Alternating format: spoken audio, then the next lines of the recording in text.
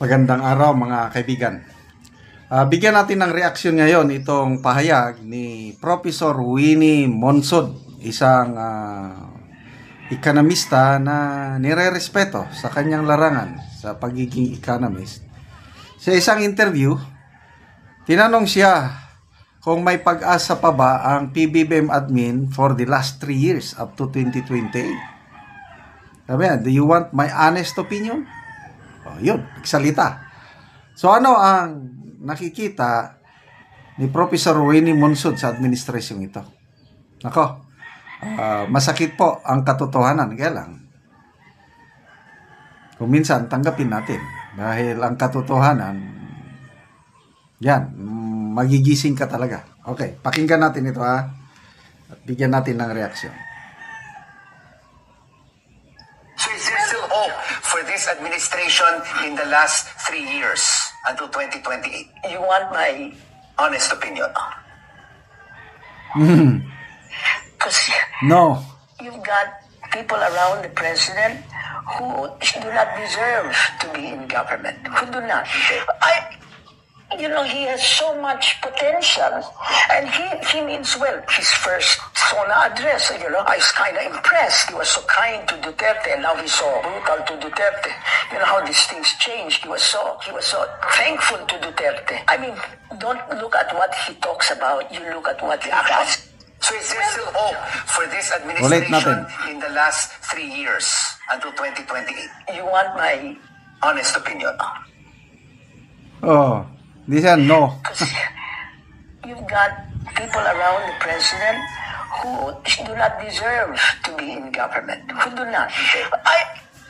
He has so much potential, and he means well. His first SONA address, I was kind of impressed. He was so kind to Duterte, and now he's so brutal to Duterte. You know how these things change. He was so thankful to Duterte. I mean, don't look at what he talks about. You look at what he does. And during Duterte... Okay, so agree ba kayo sa sinabi ni Professor Winnie Monsod na wala ng pag-asa ang administrasyong ito? He has so much potential, sabi.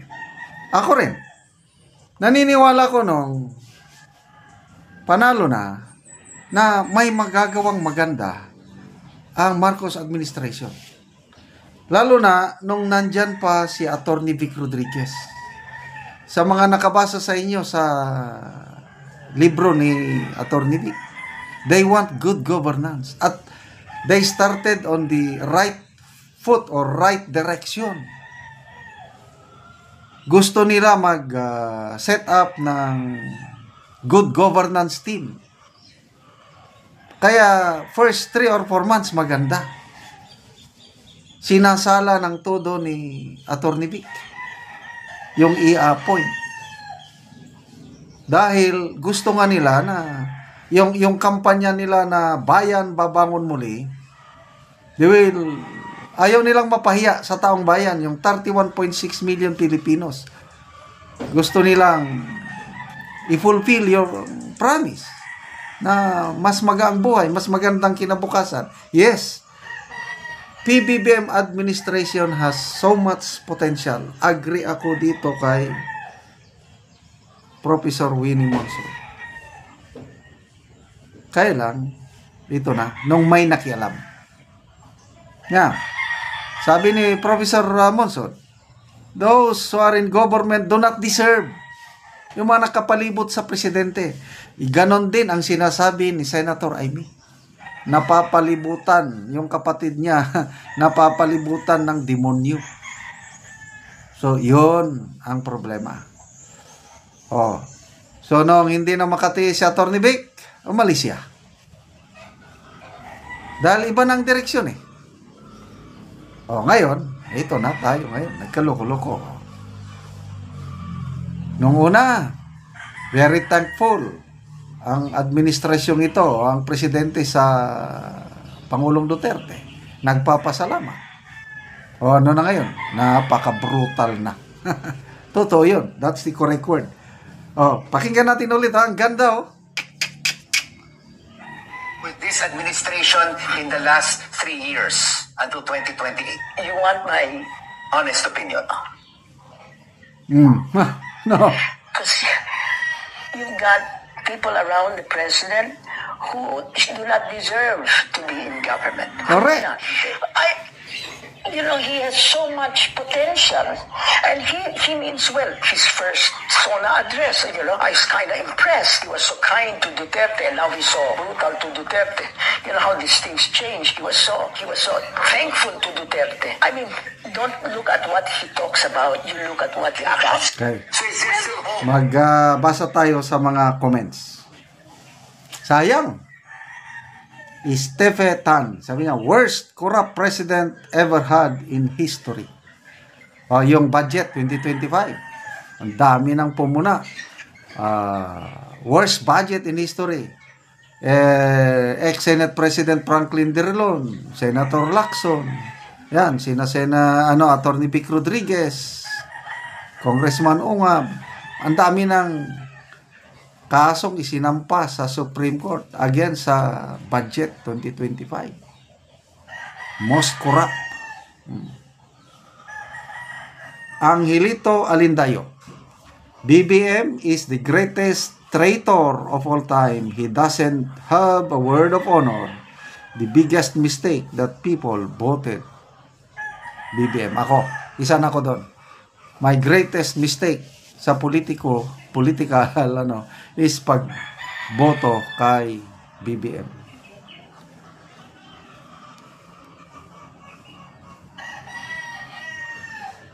Logie Bitoy, same opinion. No more Pag-asa.